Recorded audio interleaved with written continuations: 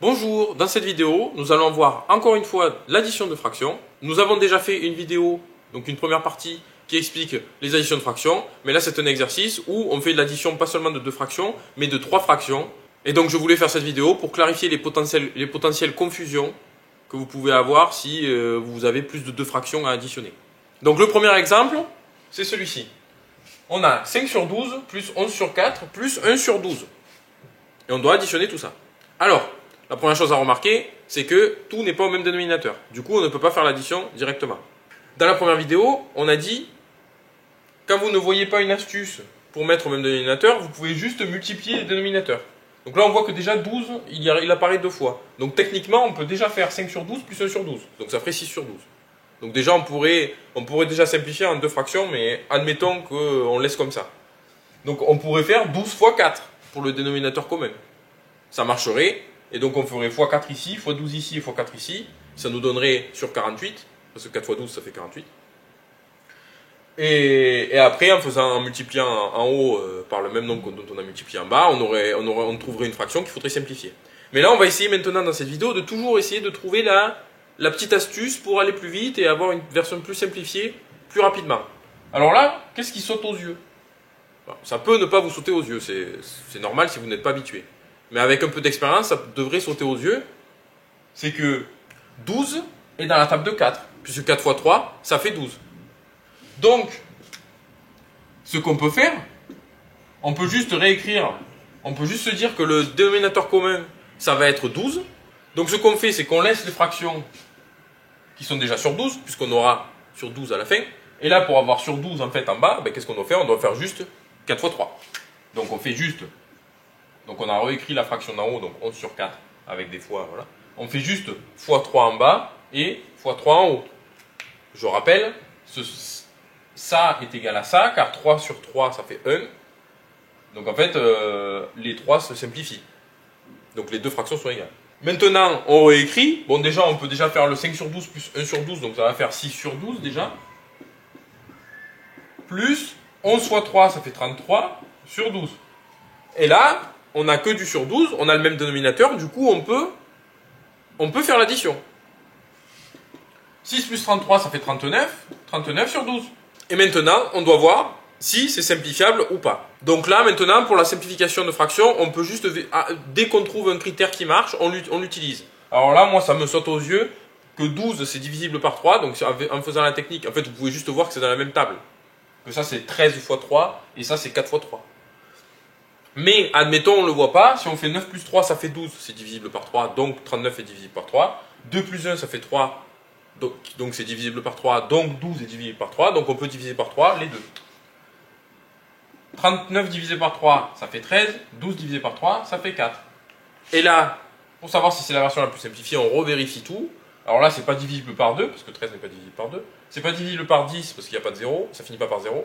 C'est pas divisible par 5, parce que ça finit pas par 0 ou 5. Et c'est pas divisible par 3, parce que 4 n'est pas divisible par 3, et 3 plus 1 c'est égal à 4, c'est pas divisible par 3, donc il n'y a rien qui est divisible par 3.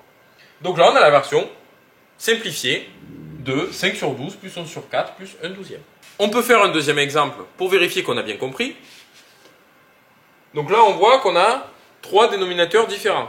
Donc c'est pas comme le premier où on avait 2 fois 12, donc 2 fois le même dénominateur qui était 12. Donc comment on pourrait faire? Déjà, on pourrait se dire, déjà, on peut juste faire 20 fois 10, par exemple, ça fait 200. Et on essaye de mettre tout sur 200. On pourrait faire aussi 20 fois 4, ça fait 80. Et 10 fois 8, du coup, ça ferait 80. Mais on peut voir aussi que 20, c'est à la fois dans la table de 4, puisque 4 fois 5 égale 20. Et c'est aussi dans la table de 10, puisque 10 fois 2 égale 20. Donc là, on voit en gros le dénominateur en commun qui apparaît assez facilement, encore si on est expérimenté. Si on n'est pas assez expérimenté, il faut refaire encore, et en simplifiant après on peut retrouver. Mais on va du coup essayer de mettre sur 20.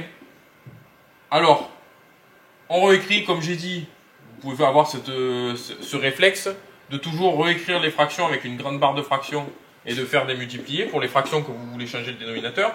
Là, le 7 sur 20, on ne veut pas le changer puisqu'on sait que le dénominateur commun, ça va être 20. Donc le 7 sur 20, on le laisse tout seul.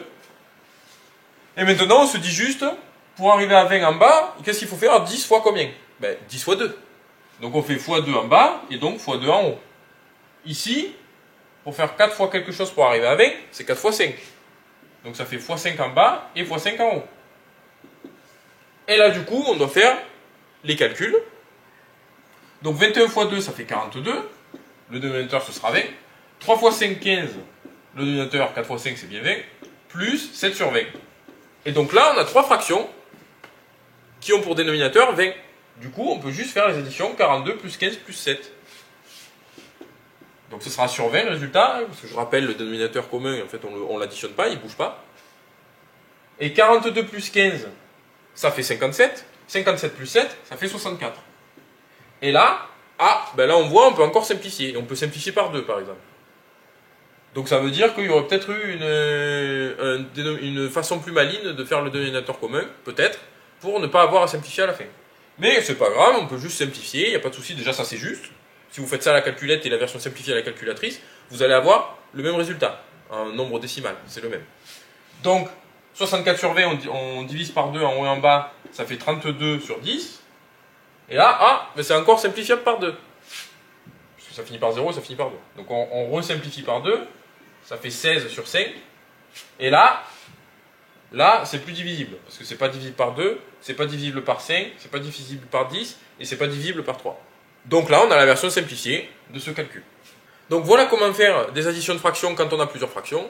Il faut essayer de trouver un peu parfois le dénominateur commun, essayer de sentir qu'est-ce que ça peut être en vérifiant l'étape de multiplication de chaque dénominateur. Et si vous ne savez pas, vous pouvez juste en général, vous pouvez juste multiplier les deux plus grands et vous aurez le dénominateur commun à tous. Maintenant, pour être sûr que vous avez bien compris, il faut s'entraîner. Donc essayez de faire des fractions en plus, d'essayer de faire des exercices d'addition de fractions. Plus tard, mon objectif est de lancer un site internet où vous aurez des fiches d'exercices à résoudre avec des corrections en vidéo pour bien approfondir chaque notion. Donc n'hésitez pas à vous abonner pour voir ça et pour voir la suite des vidéos. Mais voilà, il faut s'entraîner. Là, si vous avez un livre ou si vous trouvez même, vous pouvez inventer des fractions vous-même. Et donc vous essayez de les additionner et de mettre au même dénominateur et de trouver. Et voilà, cette vidéo est terminée.